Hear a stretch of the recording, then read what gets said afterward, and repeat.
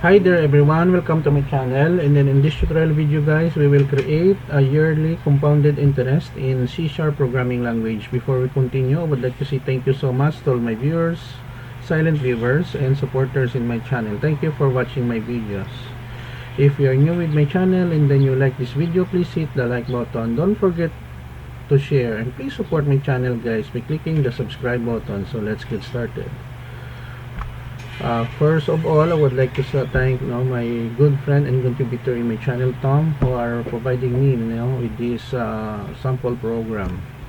So we have here a form in Visual Studio, and then we have your yearly compounded interest in C#. As we can see, we have here text box, two text box for the amount, interest, and then we have also here another spinning years. So we have here label, amount, interest rate in years, and then we have here data grid, view, and then two buttons, the calc and receipt.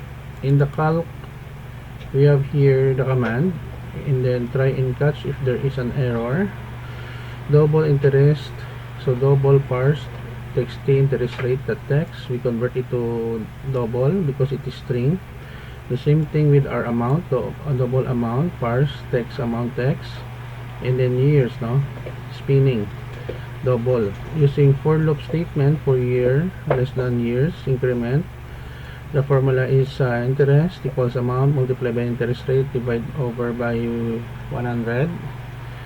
Amount plus equals interest, and then whatever the value is, it is being added to our data grid view rows. Okay. And then when we have also when we run our program, the main form, the text amount is focused.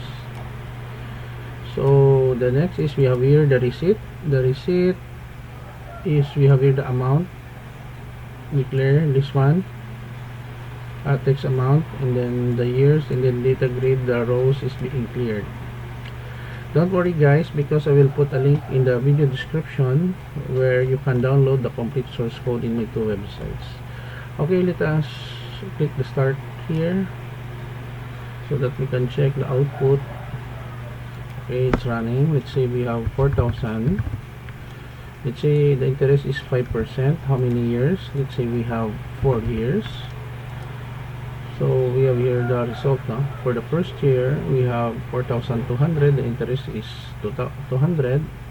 The second year, if the customer would like to pay it in 2 years, so it will become 4,410. The interest will be 210. Third year, 4,630. The interest is 220.50.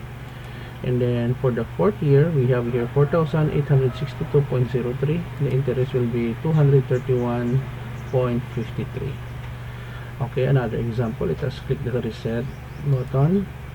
Let's say 10,000. And then we have here 3 years. Interest rate 10%. And then we have 3 years. So for 10,000, we have 11,000. The interest 10% is 1,000. Second year, we have 12,100. The interest will be 1,100. And then for the third year, we have 13,310. The interest will be 1,210. So this is the end of our tutorial video on yearly compounded interest in C# programming language. I hope that you have learned something new in this tutorial video. Thank you so much guys for watching.